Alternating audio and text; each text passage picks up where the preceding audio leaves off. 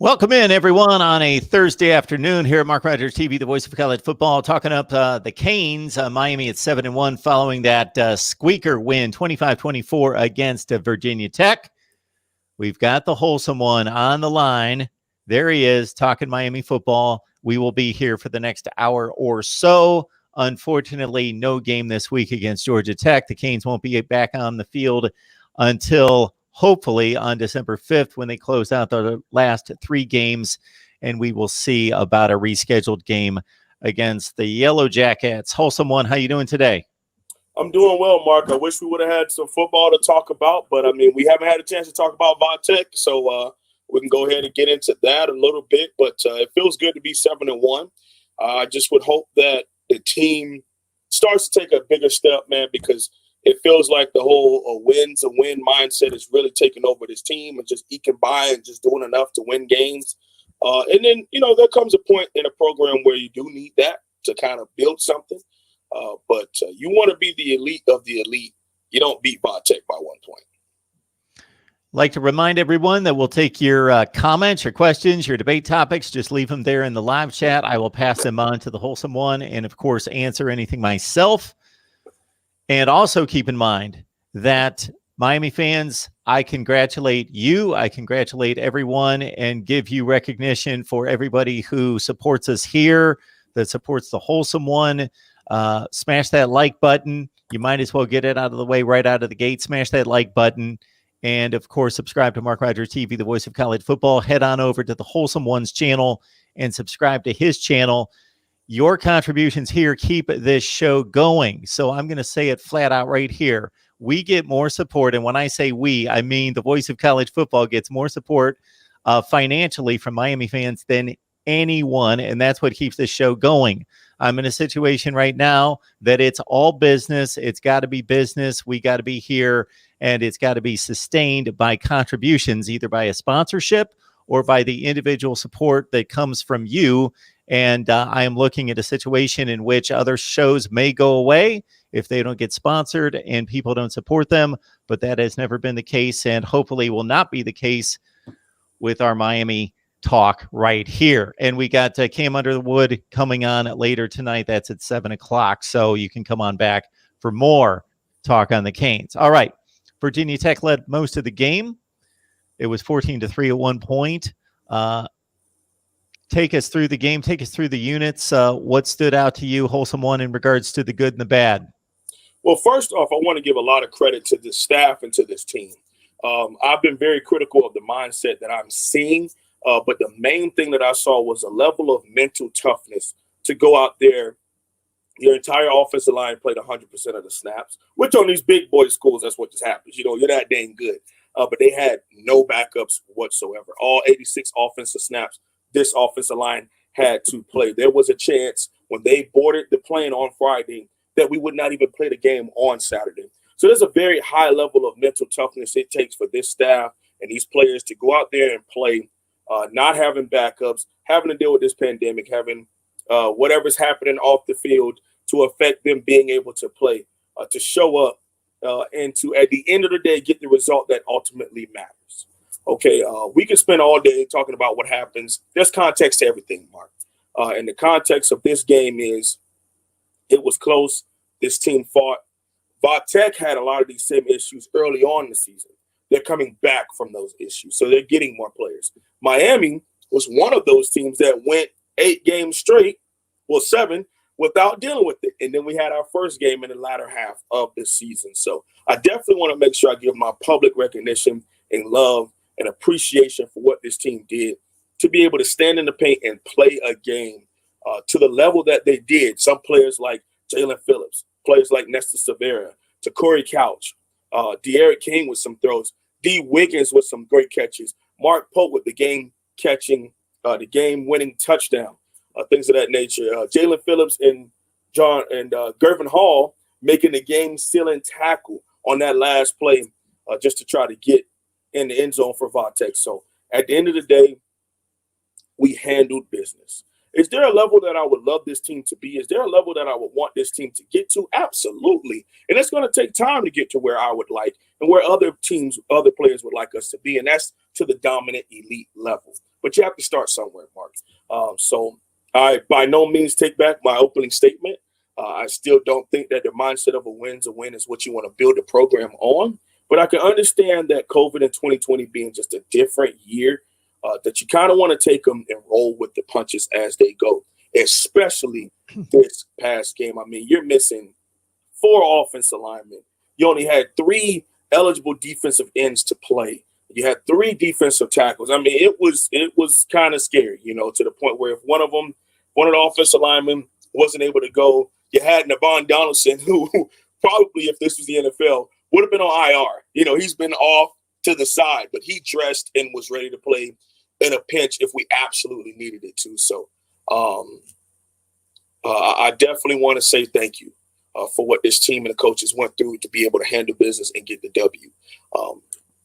At the end of the day, man, it was a lot of stuff. My film session drops tonight. So there's a lot of stuff that I saw that made me elated, man. The way Jalen Phillips played this game, Mark, whoo. I mean, 2.5 sacks, 4.5 TFLs, was a person that numbers can say one thing, and you look at those numbers, you go, wow, he had this amazing game. But you turn on the film, you're like, wow, he's making effort plays down the field. He was the one that came across the field. He was the far side defensive end. And on that last play of the game, the ball's getting thrown all over. He was the one to come make the game sealing tackle from the opposite end, running over 30 yards, So he had a high motor, gave a lot of effort in that game, man. And a lot of young men showed up. A lot of young men showed a lot of intestinal fortitude. And I really like what I saw. Wholesome One, we saw so much improvement and talked about it in the deep passing game, stretching the field, making those difficult throws down the field. The offensive line, let's not take them out of that equation, giving enough time for the receivers to run the routes, and then the receivers making better adjustments on the ball and just flat out catching the ball better than they had earlier in the season. De'Ara King goes 24 for 38 for 255 with a touchdown and no picks against Va Tech. And D. Wiggins really had a great game with 8 catches for $106. Mike Harley, 6 catches for 51. Mark Pope, 4 for 50 on down the line. What did you see out of the deep passing game after they made so many strides against Virginia Tech, or against Virginia and North Carolina State? Well, there was a lot of miscues. A couple of it was actually one that went a little viral where we tried to throw a deep route to the far end from one hash. We were on the right hash. You tried to throw it to the left hash to the numbers. And we threw it out of bounds, and D. Wiggins runs into the kicker's net. So it was pretty bad. It was early on in the game, trying to get a feel for it. And then after that, he kind of got into a groove with a lot of deep outs and post corners. And he didn't score, but, you look at those numbers, you're like, wow. But it caught us off guard. Plenty of Canes fans were saying, like, wow, D. Wiggins had 100 yards, you wouldn't even realize it if you just watched the game all the way through. He also did drop a guaranteed touchdown. We caught him in cover 0 on a slant, and the ball goes straight through his hands. I mean, straight through him. But there's other things that I saw, Mark, that make me excited. We talk about this, and I try to challenge Canes fans to do this. Pick a team. Pick a team in college football and follow them too. Watch their games. You don't have to follow their recruiting. You don't have to be as hard as you are with Miami, but just watch other brands of football, because then you get to get a different perspective on some things that you can see and say, all right, well, we're not to this level, but we may be above this other squad who's also growing.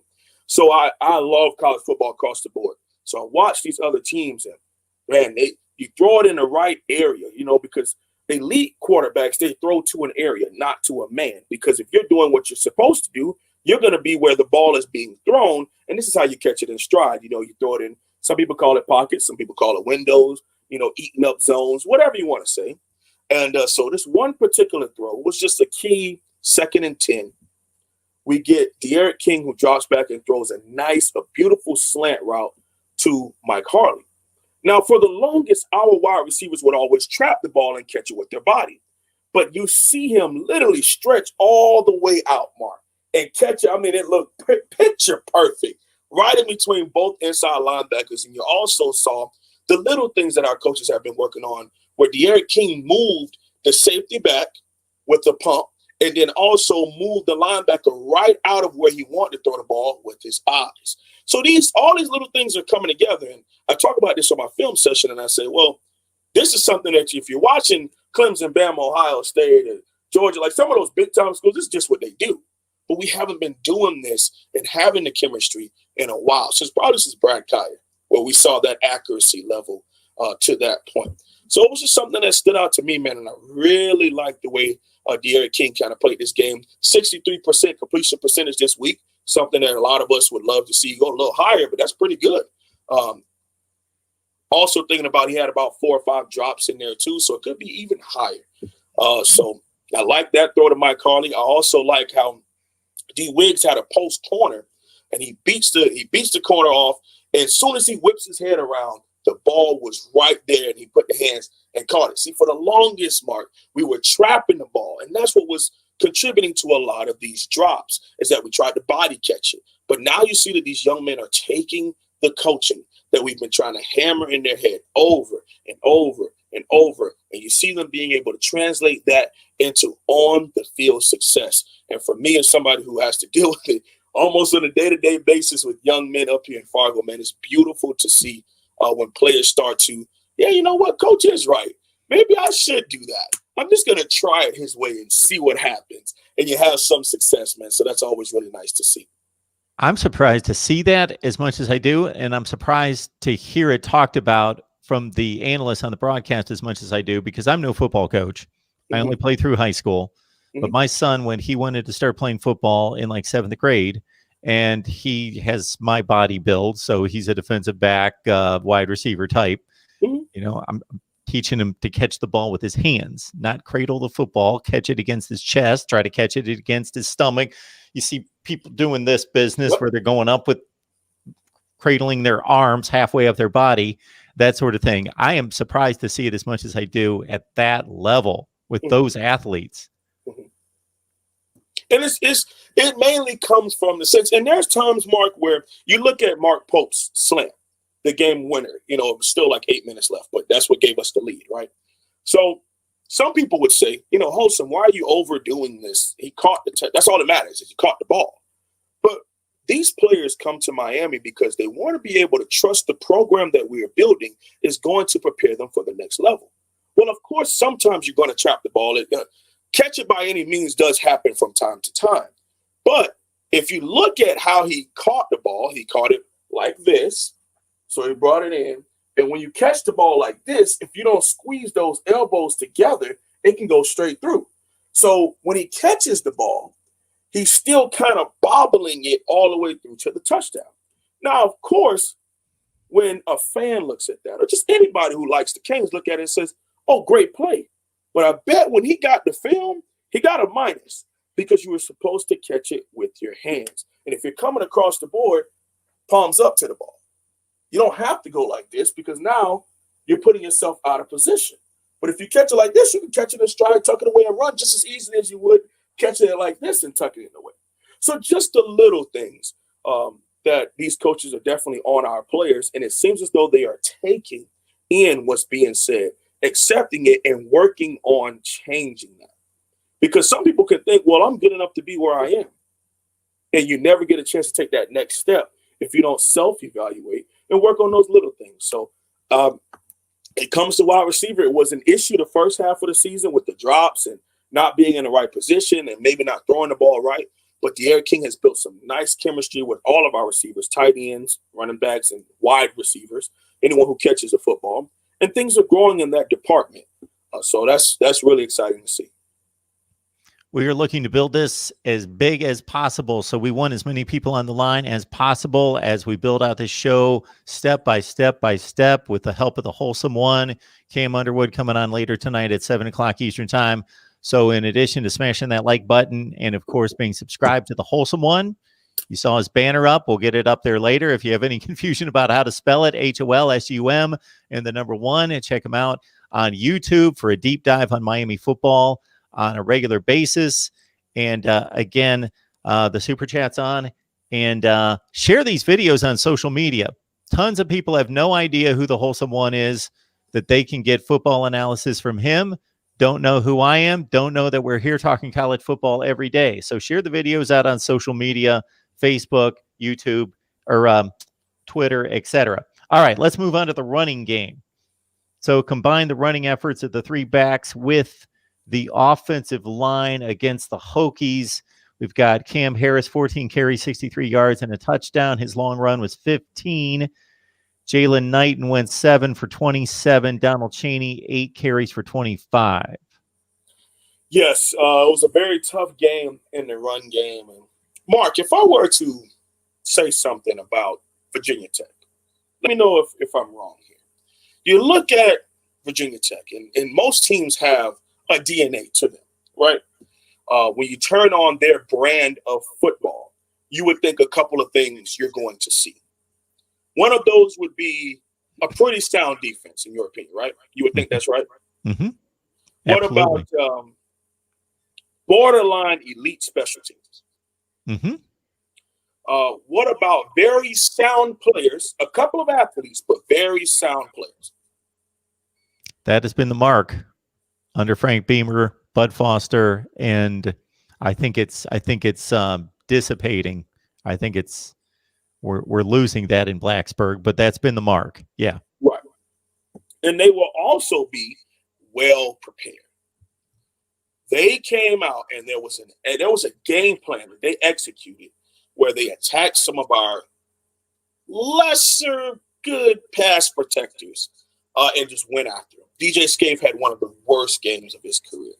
I think he gave up 3 sacks by himself, 2 TFLs, about 4 QB hurries that didn't turn out because DF was able to get the ball out. Okay.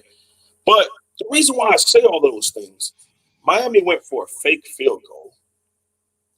Miami went for a 2-point conversion that was completely unnecessary, which was a tight end screen to Zion Nelson, your true sophomore left tackle. And Miami played into the hand of the defensive coordinator at Vatech. When on key downs, he knew that De'Aaron King was going to want to go east and west to make plays. There came plenty of times in these games where even if we hold the snap a little longer, these linebackers, Mark, would literally walk to the outside to give a 50 front look, and the only hold player is a free safety that's 20 yards off the ball, way back there. And if we watch the film, if De'Aaron King hands it off, Cam Harris, Donald Chaney Jr., and Jalen Knighton all have better days. Now, that's me knowing the results of something, coming back and critiquing it. That's a little different. But when you just look at some of the keys that you would know a read option QB, which he is not. He's learning the read option. He's not a read option QB. He's learning the RPO. He's also learning the read option. So there was a couple plays where he was definitely going to get a minus because he had a lot of misreads. A lot less than early on in the season, but it was a couple of misreads that were key that turned into 2nd and 18, that turned into 2nd and 12, that turned into 3rd and 24, where if he were to make better reads, I don't know if we get first downs or touchdowns, but it puts you in a better position. Okay, then you also felt that Coach Red Lashley, when it wasn't working, the East and West game wasn't working, and then the defense knew you had to go up the middle, and we couldn't move them on the offensive line, we also played into their hands. So thank God that D. Wiggins had the game that he did. Thank God that Mark Pope was able to hold on to that touchdown, and Mike Harley was able to make a couple tough catches because the run game just wasn't there. They filled the box. They blitzed a lot, delayed blitz. They were very heavy on the run to make De'Aaron King and this team have to beat them passing the ball. And that's what we did. We beat them passing the football. But Cam was able to get a touchdown in when we opened it up, went 4 wide, so it was only 1 back. So then it thinned out the box, and this was in the red zone, so it completely caught him off guard. We had a motion where Brevin went from inline to the slot wide receiver, so it opened up the box a little bit, but it's still a linebacker on him. And then we pulled Will Mallory from the far end. He comes and whams that defensive end, and we cut it right up the middle. So it was a nice schemed play because it was definitely from 12 personnel. So we had both tight ends on the field. But originally it looked like 4 wide, It's just we motion Will back in, and then he whammed that defense, and it just was clear right up the middle. Nobody even really touched Cam. So you see that Coach Lashley can scheme some plays to get us open, but you also see that some teams are able to really see what we do well, and they were attacking it. And with us not really having a lot of depth, with us not being able to substitute, it's a really good thing that we were able to come out of Blacksburg with the W that we did. And of course, I would love it to be so much better. But at the same time, when it comes to the Canes, I'm just a fan. And I do appreciate the win. I just want it to be by a wider margin. Because you look at Liberty, who was a 16.5-point favorite, beat this very same team the week before. Miami comes in number 9 in the country, and we were an underdog. You know what I'm saying? So if Vegas understands that this team is not the 9th-ranked team in the country, those of us who watch football understand that maybe we were top 18. I would say we're a top 15, 18 team right now, but we are definitely not a top 10 team in college football. And this is why when we were going live with you last week prior to the game and people were offended and disgruntled all up in arms about being a 2-point underdog, Vegas was within 3 points. So that game could have easily gone to Virginia Tech. They lost by 1 point. They were a 2-point favorite at home. So Vegas was pretty close. There was nothing wrong with the point spread. So we got in here a number of very odd questions and comments. I don't necessarily want to gravitate to a bunch of crazy hypotheticals, such as, how is De'Ara King going to do against Alabama in next year's opener, and a lot of things that we don't need to tackle at this point. What else do we have? Something about if we play Clemson again, are we going to do better? And sure, of that. We'll lose by probably a lesser amount of points. Sure. Mineral Tim, could Miami beat Clemson next year? There's a lot of variables that go into that. If this team were to all come back, I could see us having a chance, but we would have to have a big jump at the QB position. I mean, it's tough to explain to people that when you say that term program, it takes years to build that, even with great talent. You also have to change the mindset of the people who are in that building. Because, everybody wants to, when they put pen to paper, we're winning a national championship. We come here to win. But you got to do the things that's necessary to be there. And when it comes to an organization, a program from the top to the bottom, everybody has a job to achieve to make sure that you play the very best that you can come anytime that you get between those white lines. Now, sometimes if you do that to a certain level, then the outcome will take care of itself. But we are not there yet as a program. We just aren't. So let's honor this super chat from our guy Ronan, and then we'll get to a couple legitimate questions here. All right, Ronan, thank you so much. I think Ronan, I know that he gets it. He understands the value here. Ronan, we appreciate your support. It's amazing. It's consistent. Ronan, great show as always, guys. Going to be a long 3 weeks. Yes, no football for 3 weeks, and we hope it's only 3 weeks. Brent Venables and COVID are the only things that can slow down De'Ara King. Go Canes. Ronan, again, appreciate it. All right. Tampa Bay Nation. I want to see new linebackers we can't tackle.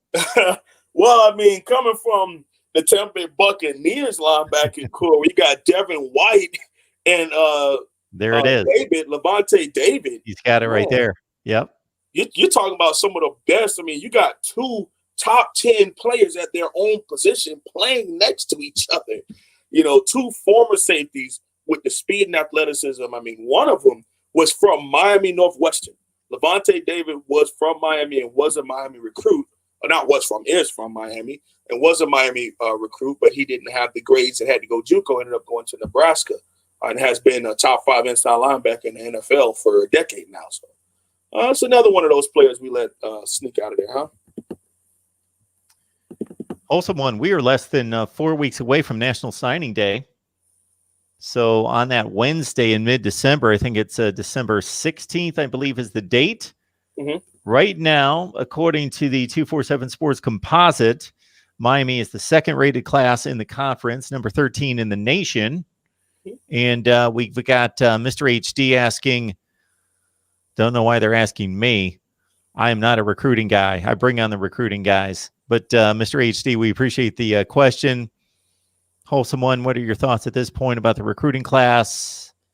And if any more work's going to get done in the next 2 weeks? Absolutely. There's going to be a nice little jump here, Mark, and there's going to be some surprises that happen. That's just how things go when it comes to recruiting. There's going to be people who you didn't think that'll switch on us, and maybe be a couple that'll switch to us. At the end of the day, all Miami can do is control itself and handle by winning games, you know. And the way that you win games is ultra important. I mean, plenty of people asked me when I was so mad this past Monday about the way of football and the mediocre mindset of a win-to win. Would you much rather be 5-3, but you played your behind off and you just lost by a couple? Absolutely not. You know, I would take 7-1, but I would prefer 7-1 with a better brand of consistency, especially offensively. It's been really hit or miss. But when it comes to recruiting, you got the number 3 defensive tackle in the country. You have the number 1 player in the state of Florida committed to you right now, defensive tackle. And you also have Leonard Taylor. You also have James Williams, safety, striker, whatever you want to call him. He's one of the best athletes in the country. I think he's still number 1 in the country. You bring him on your team and you figure it out later. Okay, you bring those 2 type of players. You bring in a Bashard Smith from Palmetto, wide receiver, kind of running back type. He's one of those players that we had been bringing in for years, Mark, but he's the thicker version of him. So he isn't a Jeff Thomas who signs a pen of paper at 165 pounds. No, he's 195 pounds, almost just as fast and just as quick. So he's more of your Ohio State slot, a Florida slot, a Georgia slot who picks Miami. You know, so those type of things is we're bringing in a higher caliber of player. It seems as though we're able to keep a staff together that's developing some of the players that we do have. Now we want to be able to stack what we do have now with the young men who are putting pen to paper in a couple of weeks here, who are very highly rated. And I believe it's 9 out of our top 10 are early enrollees. So, I mean, as soon as they put pen to paper, they'll be in Coral Gables, a part of University of Miami's football program in a couple weeks after National Signing Day. So that's always exciting to build in these programs, man. And that's kind of tough, Mark, because the numbers, you want to charge somebody forward, is somebody departing early for the NFL, all that type of stuff. So early enrollee, most people think you just pick and choose if you want to be an early enrollee, or, the whole stigma about a QB not wanting to go to prom.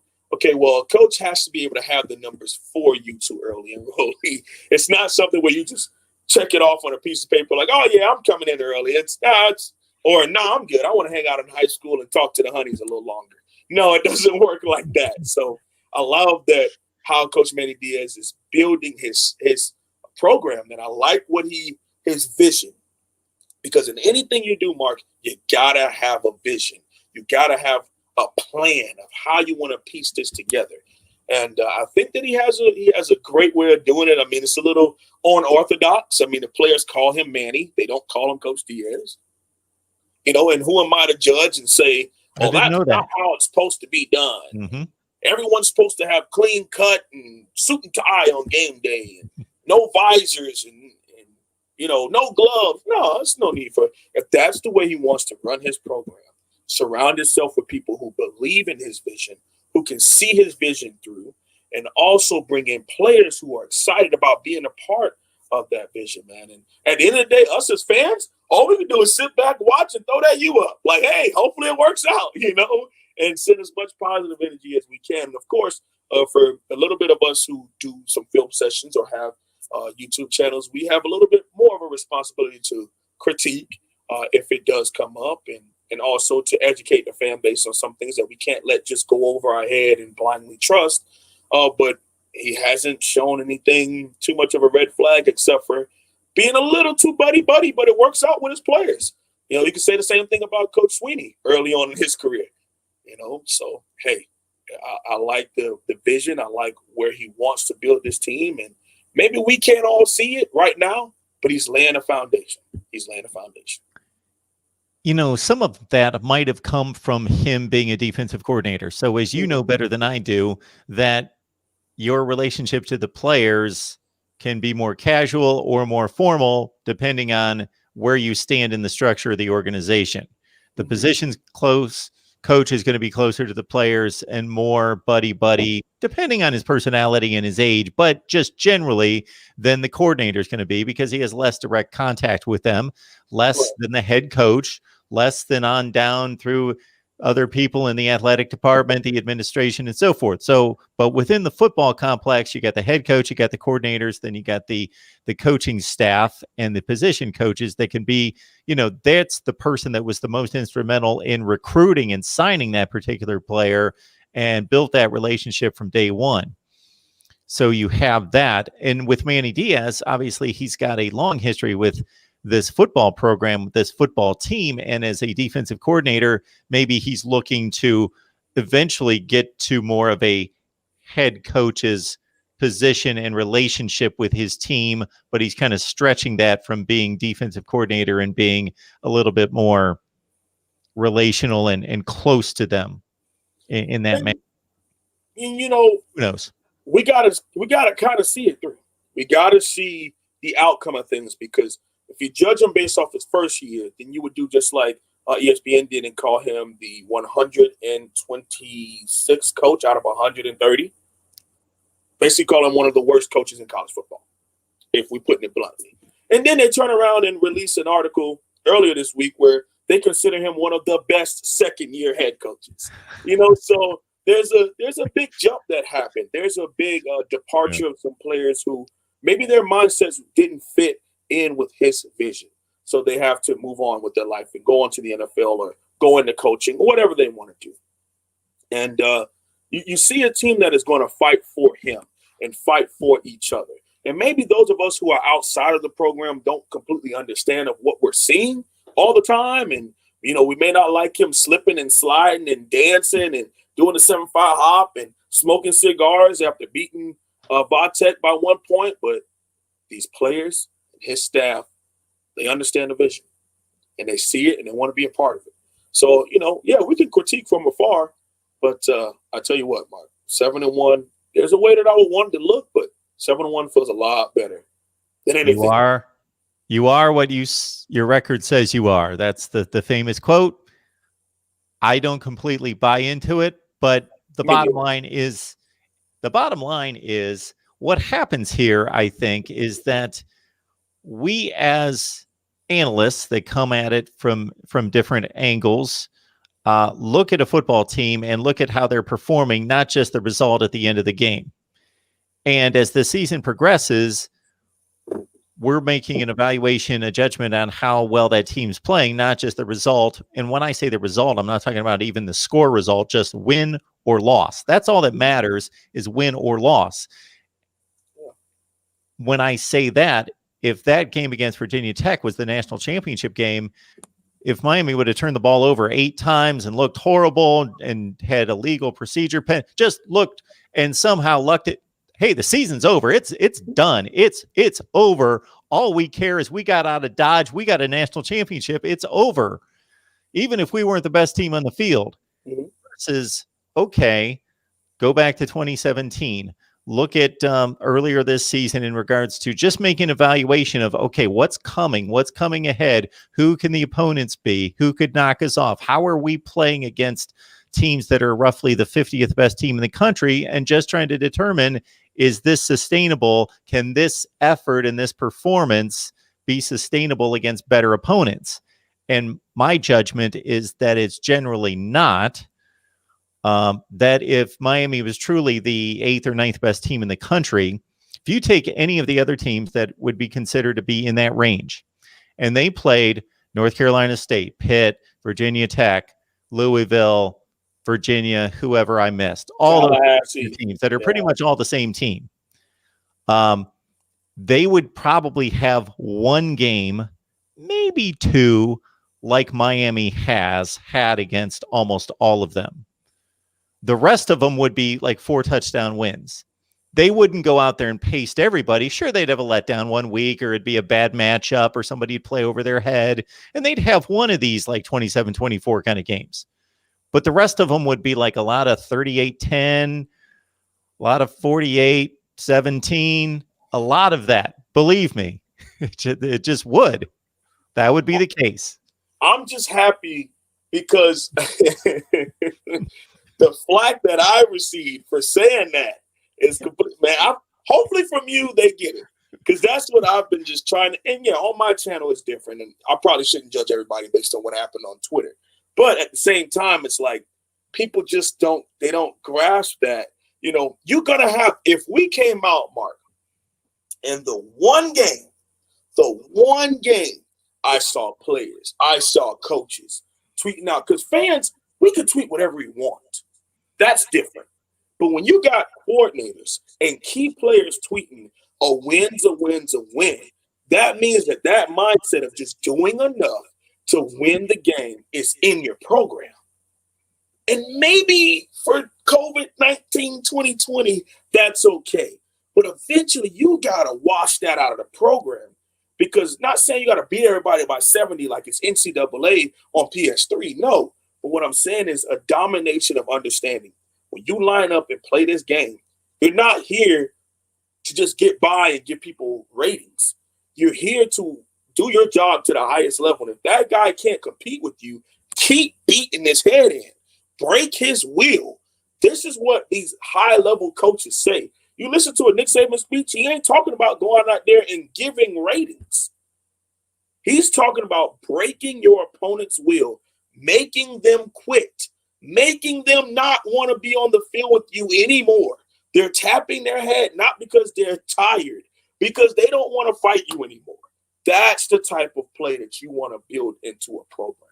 And for all I know, maybe that's what's being said in the rooms. But on Twitter, that ain't what our coaches are talking about.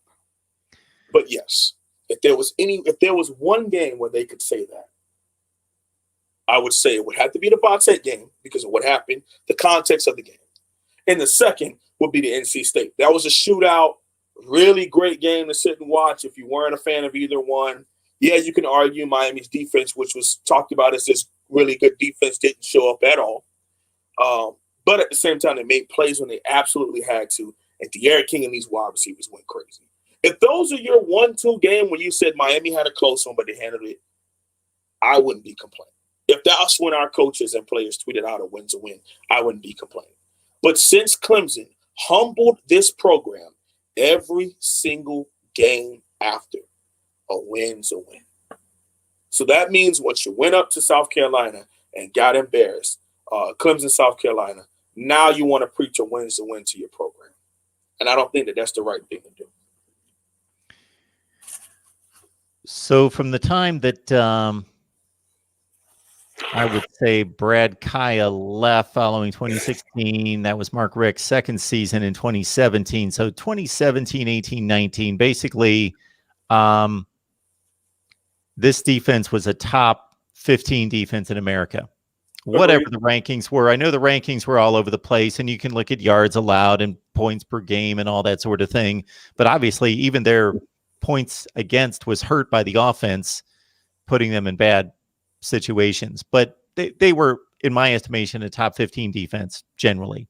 The offense was more like, I don't want to even, it's difficult to rate the offense because in a lot of statistical measurements, the offense was like a bottom 10 to 15 to 20 offense. I don't think it was that bad. They were just too athletic to be that bad, but they were like a 75th, 80th type offense. So do you think that this defense is as good as the 2016, 17, 18, 19 defenses? That's a tough one, man. That 2017 defense was out of this world, man. The talent across it. And the beautiful part is to know that 9 of those 11 starters are on active NFL rosters right now. So that means it was a very talented team, you know, and 2 of them, one had a career-ending injury with Kendrick Norton having his arm amputated. And the other one is Mike Pinckney, who career had to end after playing a whole season on a broken fibula or something like that. and they told him it was just hamstring, but whatever. Mm. But everyone else is on an active roster. And some are starting, some just contribute, some are on special teams. But either way, they're there. So that means they did things to be able to be drafted and make these rosters, right? But, a special place in my heart has to be that 2016 because it was the first year that we got to the 4-3. You got to see guys who, my senior year of high school was 2014. So my senior year of college, and you talk about with these young men who I went to high school with and played against, like Chad Thomas and Trent Harris, they finally had a chance to play in a 4-3 and Demetrius Jackson and get after the QB and Joe Jackson, shooting gaps up the field. So it was amazing. And it was just I was so happy to see them make plays, man, because I knew once they got out of that 3-4 that they would show up. But that's a tough question, Mark. 2017's defense versus the 2020's defense. Because that would be my only real comparison. I mean, because you have Jaquan Johnson versus Bubba Bolden. That's been a nice conversation in the fan base there. And it's like, well, Jaquan Johnson showed up on all these huge stages. I mean, game-tying interception versus Virginia. I'll never forget that one. Deep out from the hash. Miami's down by 7. Monster comeback. And he literally is in the middle of the field. And as the ball is being snapped, it's like he knew it, like he was from the future. Like he knew exactly where the QB from Virginia wanted to throw that ball. And as soon as Kendrick Norton pushes him and he releases the ball, boom, hits him right in stride, takes it to the house. Jaquan Johnson. So he had RJ McIntosh getting up the field. Yeah, I got to go with 2017 defense. They were out of it. And of course, Mark, they made the plays on the biggest stages. The way that they kind of shut down Vatek that year, which was the first time we beat them in a long time. And I think this is the longest winning streak we've had. Oh, it's not. They beat us last year. Never mind. We had them in 17. We had them in 18. Lost to them last year and beat them this year. When it came to BT, man. But, yeah, that 2017 defense was – and then the interceptions and then the original turnover chain. And it was just different, man. I think that 2017 defense was better. It's better. A lot of great comments here, a lot of encouragement, a lot of support. So thank you so much. So I'll just read this one from Brian Beast Mode. England is 7-1. Let's go Canes. Thanks, Mark and Wholesome One. Always bringing us quality content and insight. As I mentioned off the top of the show, this show continues because of your contributions. So each show that I do going forward, and I know that we've got other live streams that are team-specific live streams, and they will only continue with contributions either from individuals like yourself or from sponsorships. So we are out there to get sponsorships to make this sustainable, to keep it going, but also appreciate your contributions as well. And that's the reason we come here every week to talk Miami football, is because we love college football. I'm speaking from myself personally, love college football, love to talk Miami, love to talk everybody, because I just love the sport. Also, this is a business and we need to make it sustainable. So you do that for us. Thank you so much for that. So Roberto talking about the matchup against North Carolina. I don't know if you noticed what they did on Saturday again, but Sam Howell was throwing a touchdown about every other minute. 59 points on the board. Now, they didn't stop anyone, but 59-53 over Wake. So that's become almost a weekly performance by North Carolina's offense, but on the downside, the defense too. Mark, we have a nice stretch here where I think the offense is going to have to get to 42 or higher. I think we're going to need 35 to 42 points. Can't beat a Wake Forest, but I think you need 42 plus to beat UNC. They are humming on offense, and those two teams played each other, and I think it was combined almost 100 points, right? Like, was it 59-53? It was 112. Mark, listen, as a defensive coordinator, you literally just walk into the office and say, Coach, I am sorry. That's all you can say is, Coach, I'm sorry. when you play at certain squads like that. You know, yeah, the team may look a little different, but teams play Miami different, man. And once the gig is up when it comes to what De'Aaron King's offense is and loading the box, he's going to need these other people to make plays. His running backs are going to have to make plays. If Brevin Jordan decides he wants to keep playing here, Will Mallory wants to make plays in open space. Like, these wide receivers are going to have to show up against some of these other teams also. But you look at UNC, you know, they haven't really played as athletic defensive backs as we have.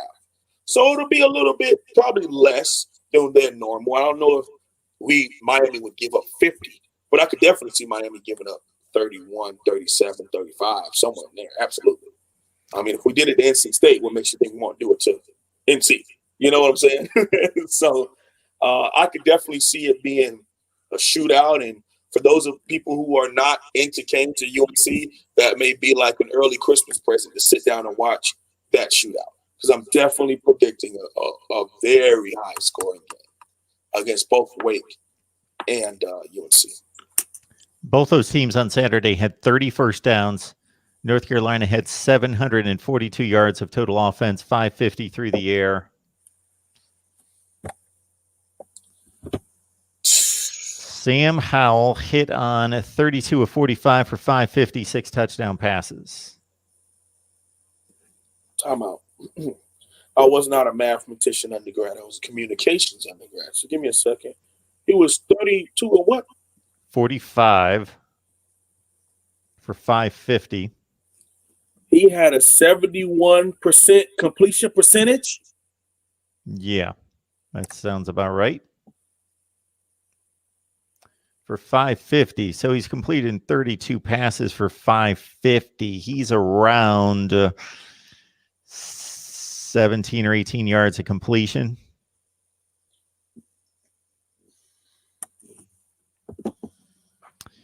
And their best running back, Javonte Williams, ran it 13 times for 101. Pass rush would have to be on 10. You may even have to just play. I don't know if you would stick in this, but you would definitely have to put a little bit more DBs than 5. I don't know if we pull out the Brett Venables, what he did versus LSU. I mean, you don't do a 3-1-7, but you may have to do a 4-1-6 and put Amari Carter back in the box and only go with one true linebacker on the field for that game, because you do have to understand who you're playing up against and understand, like, that's their MO. It's one thing they're going to be very, very good at is getting that ball out in open space and getting the ball down the football field at a high rate. And, you know, their wide receivers, their running backs, and their tight ends, they're a year into this system. So they're going to be humming a little more than us, especially now with 3 weeks off. So.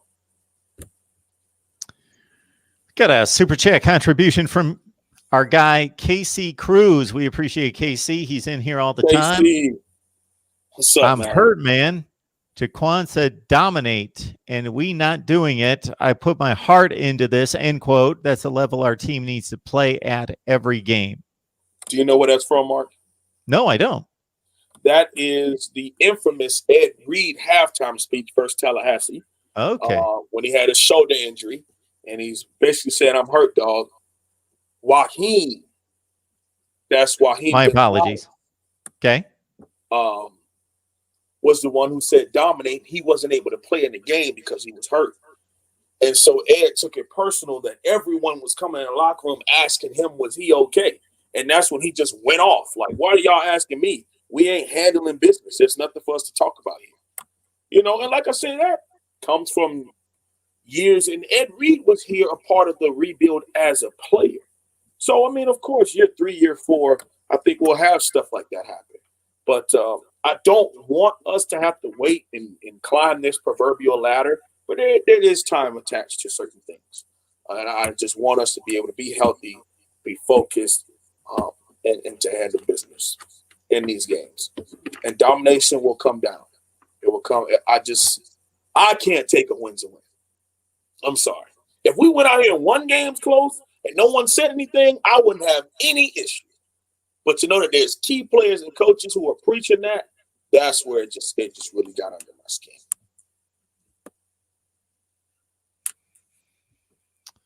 A lot of comments in here about that very thing about either a win's a win or that it's not good enough. And I think we're both pretty balanced when it comes to that. We know that there are scholarship athletes on the other side too. So it's not just you just go out there and can dominate just at a moment's notice. It's a struggle. It's a struggle. Right. There are athletes on both sides. Absolutely. Absolutely. You mentioned the fake field goal.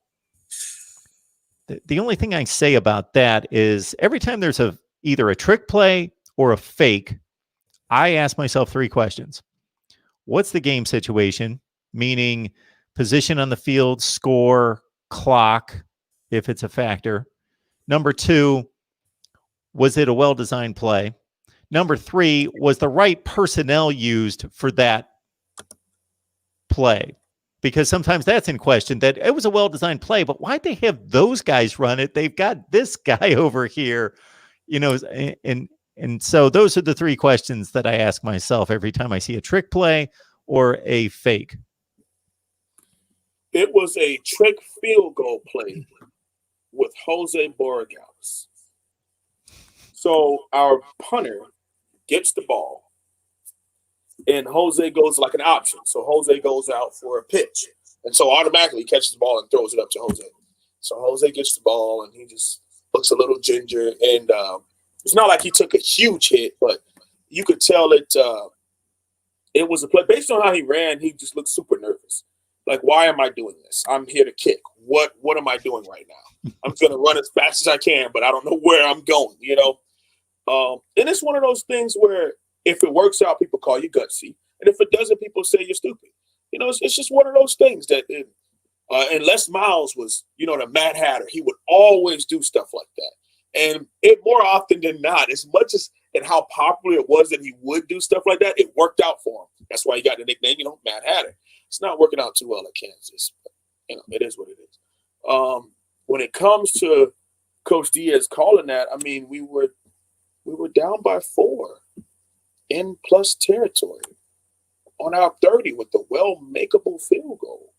I don't get why. See, that was the reason I questioned it at the time, is because if this was the last 3 or 4 years and you're trotting out a kicker to make they were around the 30-yard line. It was about a 45-yarder, right? 47, something in that range. Yeah. Then you're trotting out a guy that's got like a 40 or 50% shot of making it. So I could understand. Plus the distance was like 4th and 3.5. Why not run your offense? If you're going to go for it, it's only 4th and 3. Run your offense. You got a mobile quarterback. Either run your offense or let your field goal kicker, who's about a 90-some% certainty of hitting that, just let him put the 3 points on the board. Now, again, if it's the last 3 years and your field goal kicker's only got maybe a 50, 55% chance of making that kick, and it's pretty much a toss-up, shoot, run your offense. Right. Yeah, I just didn't think it was the smartest move. You and me both, brother. You and me both. And like I said, at the end of the day, I mean, it's done. It's done. We are critiquing something that has already happened, knowing the result. And that's where people get all up in arms about it. Oh, you know that it's going to happen. So, isn't that called revisionist history? Is that what that's called? Judging something already knowing the outcome? Well, that's basically... Yeah, that's a sense of revisionist history. Sure. Okay.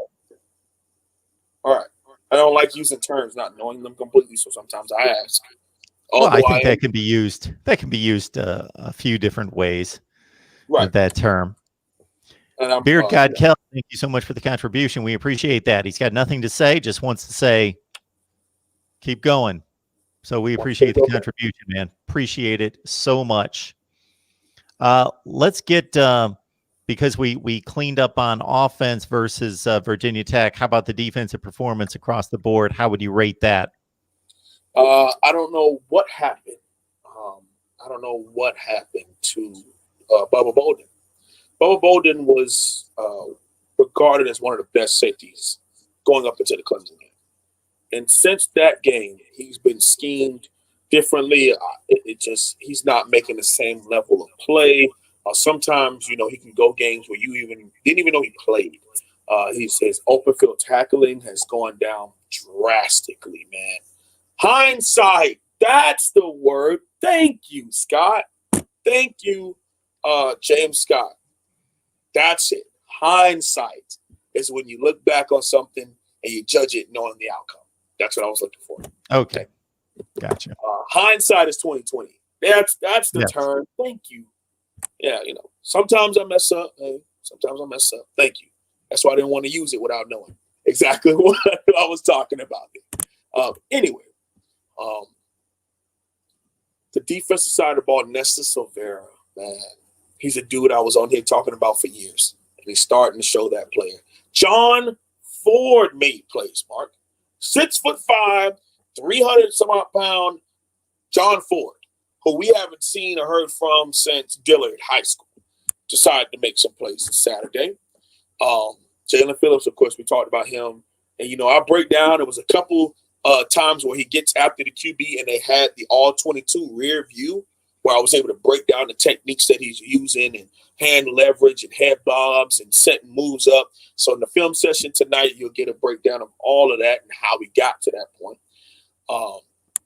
Quincy Roche is still making a play or two here, just on a consistent level. And shout out and congratulations to him. He got a Senior Bowl invite, an official Senior Bowl invite this week, based on his performance all the way up until this game. So ultra happy for him and his family to where this transfer to Miami from Temple, a place where he was already making plays and could have went to the NFL, but decided to come here and trust what we're building here at Miami. It's working out for him. So ultra happy about that.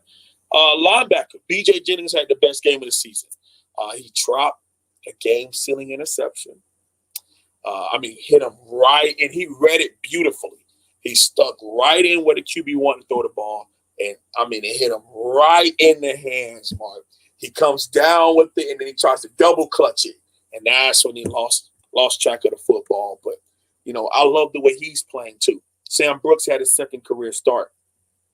He's making plays too. But corner, Al Blaze Jr. had a tough couple of games.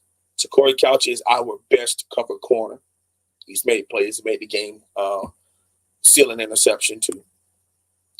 You would have thought it was, but Coach Red Lashley decided not to call plays at the same level the last 3 drives. Because we had a chance with the lead to pull away, but it just didn't happen. But besides that, Amari Carter played a little linebacker, so we're happy to see that because that's where he needs to be. He's not a safety; he's a linebacker. But if anybody were to get thumbs down, I would have to say safety. The safety play at Miami has gone down drastically, and that's really bad. And the second corner, so whoever's opposite to Corey Couch, not been playing well much either. So defense as a whole, I would probably give it a C+, B- grade. They made plays when they absolutely had to. The pass rush and the TFL numbers were way up. So the front four is playing at a high level.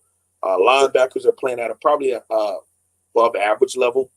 And DB as a whole is pretty average. And the only person holding it up right now is Corey Couch. So we enjoy talking Miami football with this guy, the Wholesome One. Check out his YouTube channel, Wholesome One Holloway. We'll have the banner up there in just a second. The banner I've got up there right this second is for a sponsorship. So if you own a business and you could benefit from the views that we receive here at Mark Rogers TV, the voice of college football, whether it be for a variety of content or a specific team, Miami or somebody else, then contact me at MarkRogersTV at Gmail. That's the way we keep this sustainable. When you go to work, you get paid. When we go to work, we need to get paid here. And the thing that is completely different, and I will say it, and any other fan base may get a little offended, but it's just the truth, that the Miami fans show up, and they not only show up, they contribute. So we appreciate that so much. I was shaming the Florida State audience the other night, Wholesome One. We had our Florida State show, and the first the only like 3 or 4 contributions we got were all from Miami fans in the Florida State live chat. And I said, this happens all the time. I said, Miami fans are supporting my Florida State show. And one of the Florida State guys was like, oh, they're just dumb. And I said, no, they're not dumb. I said, they support us on the Miami shows.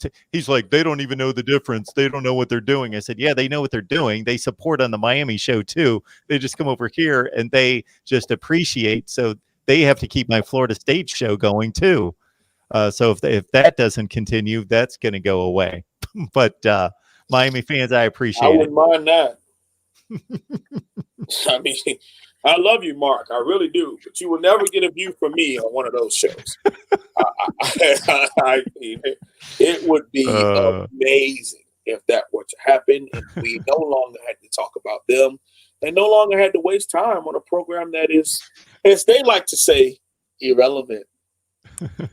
So, hey. Boy, they sure are this year. There was actually a long article, and it was really well done. I've only read about a half of it because it is a major, major read on ESPN's college football page about the demise of Florida State's football program in the last 6 years. And it goes all the way back to after they won the national championship in 2013 and when things started to show some signs of leakage in 14 and 15. And it's a really fascinating article that I've yet to get all the way through because it's a long one. I tell you this much. As much as I despise, I loathe, I don't acknowledge them in Tallahassee, they being a lot better does push this program, because I think us shellacking them the way that we did is what forced them to try to get things together. I could only imagine what their head coach has to go through trying to put back together a program that was kind of in shambles. And all I ever wanted us to do, and I was so happy that we did it, is to thoroughly embarrass them for as long as we can, because they will be back and they will be here fighting. And they will be a problem moving forward for us if we do not create a nice gap on them. Because when we were down, they had no problem kicking. They had no problem spitting. They had no problem stumping on us any chance that they got.